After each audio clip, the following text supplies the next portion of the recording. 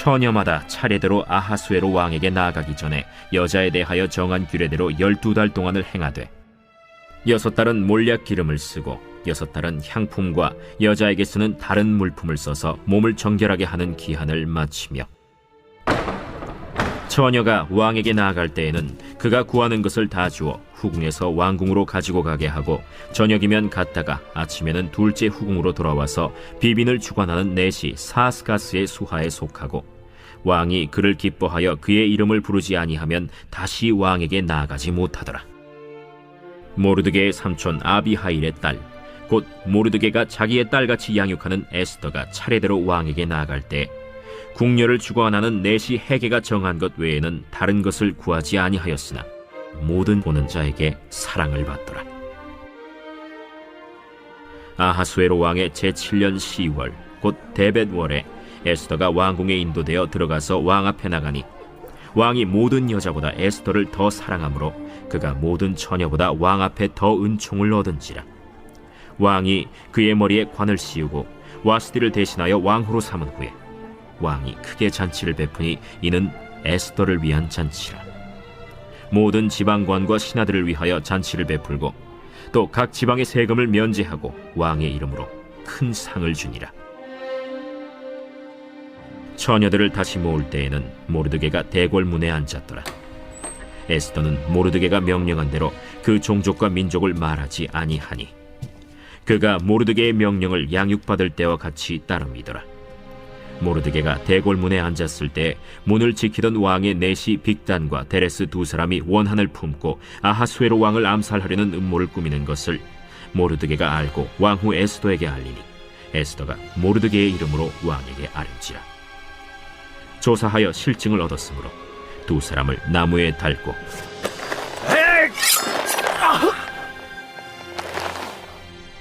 그 일을 왕 앞에서 궁중일기에 기록하니라.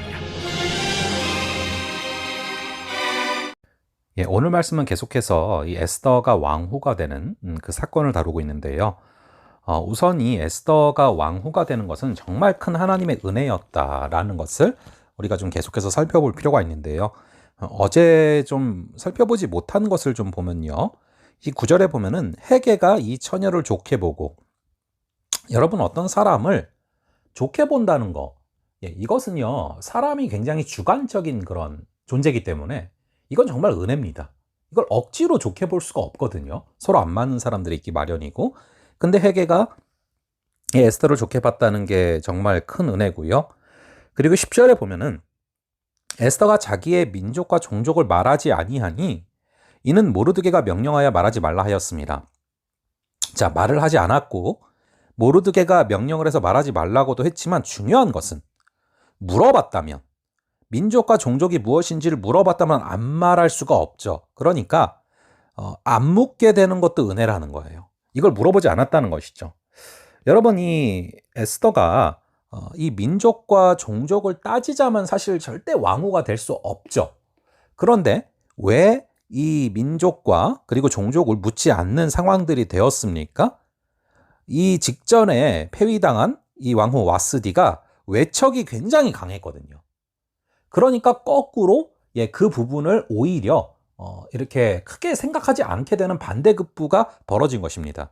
이것도 은혜죠. 그러니까 하나님이 되게 하셔야 되는 것입니다. 그래서 그런 상황 가운데 12절에 보면은 처녀마다 차례대로 아하수에로 왕에게 나아가기 전에 여자에 대하여 정한 규례대로 12달 동안을 행하되 6달은 몰약 기름을 쓰고 6달은 향품과 여자에게 쓰는 다른 물품을 써서 몸을 정결하게 하는 기한을 마쳤다. 그러니까 여러분 굉장히 계속, 그러니까 거의 뭐 이 몰약이라는 것은 거룩한 기름, 향수예요. 향기가 뛰어난 것인데 거의 뭐 향수를 계속 발라놓고 있었다, 뭐 그런 얘기예요. 이게요 뭐 이런저런 뭐 이해가 안 가는 부분일 수 있겠지만 왕 앞에 나아가기 전에 이렇게 치장을 하는 이유도 있고요. 그리고 이전에 제가 그 캐나다에서 유학할 때 희한하게 그때 이제 엘리베이터를 타도 그렇고 뭐 형제들도 다 이렇게 향수를 뿌리는 거를 보고 참 독특하다 생각했는데, 나중에 알게 된 게 뭐냐면은 이게 이제 워낙 다민족 국가다 보니까 이 민족 특유의 어떤 그런 냄새들이 있는 거예요. 쉽게 얘기하면은 예, 저희도 외국인과 있을 때 나는 냄새가 있다면 거꾸로 외국인들도 또 다른 어떤 종족과 같이 있을 때 나는 냄새들, 그걸 이제 배려 차원에서 향수를 뿌린다고 하더라고요. 제가 그때 이제 좀, 그 이유였구나 하고 알았는데, 예, 아마 이렇게 좀 민족과 종족이 서로 다른 사람들이 다 모이는 상황이기 때문에, 예, 그런 것들을 좀 없애기 위해서 어떤 특유의 어떤 종족 특유의 어떤 냄새나 이런 부분들을 없애기 위해서 이런 과정들이 있었다라고 보여집니다. 그리고 이어서 나오는 구절들도 보면은 결국에 계속해서 하나님이 에스더에게 겉으로 보이는 어떤 외적으로 인정받게 하는 그 은혜를 계속 허락하십니다. 15절에 보면은 모든 보는 자에게 사랑을 받더라. 그리고 17절에 보면은 왕이 모든 여자보다 에스더를 더 사랑함으로, 이건 여러분 은혜를 주시니까 되는 겁니다. 예, 어떻게 억지로 할 수 있는 게 아니에요. 하나님께서 그 마음을, 이 왕의 마음을 수로와 같이 바꾸신다라는 그 잠언 말씀이 그대로 이루어지는 것이죠. 자, 그런 은혜. 동시에 이 19절에 보면은 처녀들을 다시 모을 때에는 모르드게가 대궐문에 앉았더라라고 나오고 있는데요. 이 모르드게는요, 이제 사실 사촌 오빠잖아요. 그러니까 어떻게 또 거꾸로 생각해 보면은 이 에스더가 왕후가 됐는데 사촌 오빠인데 또 덩달아서 뭐 이렇게 요직을 차지할 수도 있고 그렇지 않겠습니까? 그런데 희한하게 어떤 한 자리를 하는 게 아니라 쭉 덮어두세요. 에스더를 겉으로 이렇게 드러나게 하셨다면 이 모르드게는 희한하게 어느 정도의 유익들을 본인이 누려야 된다 생각했을 수도 있고 그럴 수 있는 상황일 수 있는데 그렇게 안 하십니다.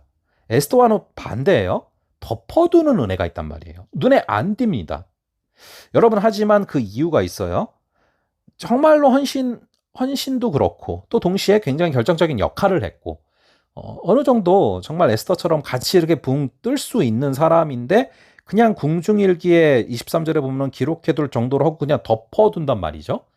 근데 그 이유가 있었어요. 나중에 하만을 없애서 이 민족을 구하는 데 있어서 결정적인 카드가 됩니다. 그러니까 여러분, 어떤 당연한 때가 된 것 같은데 그럼에도 불구하고 헌신이 덮일 때 어떤 그 은밀한 헌신의 은혜가 있다는 거예요. 눈에 안 띄는 은혜가 있다는 것입니다. 오히려 덮어두는 은혜가 있고 그것을 통해서 하나님은 더 큰 역사, 정말 민족을 바꾸는 역사를 일으키시는 거죠. 그래서 에스더와 같은 은혜가 있지만 또 모르드게와 같은 그런 덮어두시는 은혜가 있다. 이것이 바로 하나님의 섭리의 두 가지 종류인 것이죠. 자, 오늘 우리에게도요, 정말 에스더처럼 드러나게 하시는 은혜가 있을 때도 있고 때로는 모르드게처럼 덮어주시는 은혜가 있지만 동시에 이 모든 것들이 가장 정확한 타이밍에 맞추어 일어난다라는 것을 믿음으로 걸어가는 귀한 하루 되시기를 바랍니다. 자, 잠시 기도하겠습니다. 아버지 하나님, 오늘 에스더를 통하여서 또 모르드게를 통하여서 하나님이 시시때때로 적절하게 우리를 이끌어 가시는 은혜를 바라봅니다. 아버지, 필요할 때는 모든 자에게 사랑을 받게 하시고 또 꼭 필요한 자에게 좋게 보게 하는 그런 은혜도 주시고 또 안 묻게 되는 은혜도 주시고 그래서 드러나게 하시는 은혜가 있음을 바라봅니다. 또한 모르드게처럼 오히려 덮어두시고 눈에 안 띄게 하시고 은밀한 헌신을 하게 하셔서 결정적인 순간에 하나님께서 역사하시는 모습도 바라보게 됩니다. 아버지, 어떠한 과정 가운데 있든 하나님의 귀한 인도하심을 믿으며 걸어가는 귀한 하루 되게 하여 주시옵소서. 감사드리옵고 이 모든 말씀 우리 주 예수 그리스도의 이름으로 기도합니다. 아멘.